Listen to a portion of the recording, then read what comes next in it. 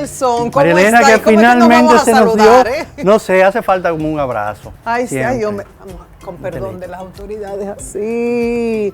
Por fin, digo, ya yo he venido, esta es mi tercera vez. Tercera visita, afortunadamente, de muchas. Eso.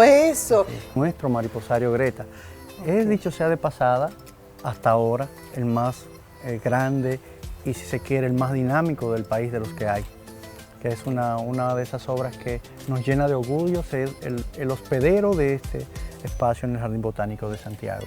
El laberinto de aquí es muy simple y práctico, sin embargo, tiene una serie de componentes, si se quiere, espirituales, desde el olor hasta los trazos y los jardines.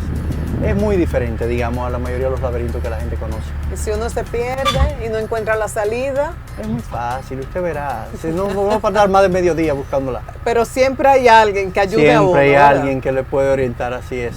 Uno comienza a caminar, da vueltas y vueltas y va viendo, bueno, lo que está plantado en el lugar. Así es. A una voz de distancia siempre ve a alguien que lo puede asistir. Bien.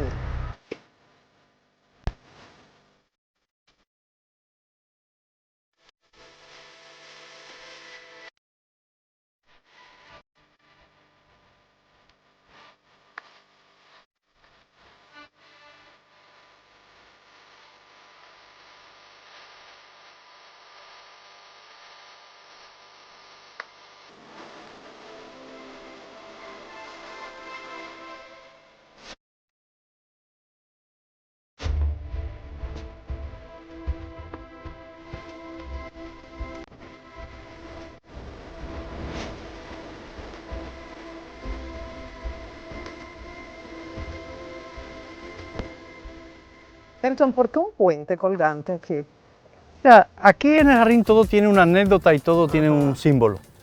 En realidad, hace 15 años casi, cuando se empezó a concebir este proyecto, era Perdona, siempre un te parque. estoy poniendo atención. Lo que pasa que uno se queda como impresionado de tener vegetación como cielo, vegetación como piso, ¿tú entiendes? O sea, te estoy poniendo atención, pero hay que aprovechar y ver esto, que uno no siempre lo ve cuando está en la ciudad. Y claro, y debe aprovecharlo. Estamos sobre el cauce del río Jacagua, que ahora está seco lamentablemente, pero esa es una de las razones porque el puente, por aquí debajo nos pasa el río Jacagua, que nace en la misma área protegida que estamos, en el Monumento Natural Saltos de la Tinaja, pero aquí ya en este punto ya el río no está llegando de hace 3 años.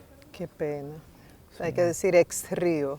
Casi un ex río, tenemos la aspiración de que recuperar la cuenca alta, hay varias instituciones trabajando en ello y hay temas también relativos a cambio climático que han afectado. Entonces esa es una de las causas de las razones del puente, porque había que cruzar el río Jacagua cuando este proyecto estaba empezando. Aquí al lado se iba a construir la UASA hace unos casi 30 años. Cuando se intervino para hacer un parquecito en la ciudad, se hizo el puente para que las personas pudieran transitar de un lado a otro del terreno por sobre el río Jacagua. Luego se le ha seguido dando mantenimiento porque un puente es un ícono de lo que normalmente era la usanza en los campos.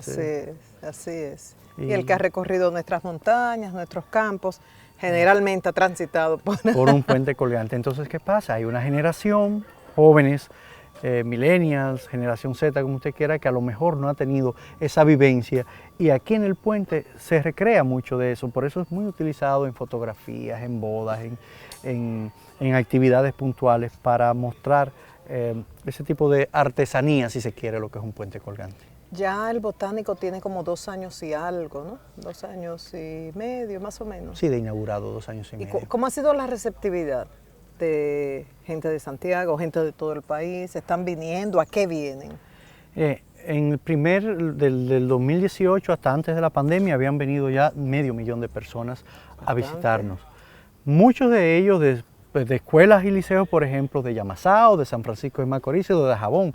Indudablemente la mayor parte del público de Santiago, especialmente el Club de Caminantes, que son personas que viven relativamente cerca, se inscriben, sacan una identificación y tienen derecho a entrar al jardín desde que se abre a las 6 de la mañana hasta que se cierra a las 7 de la noche.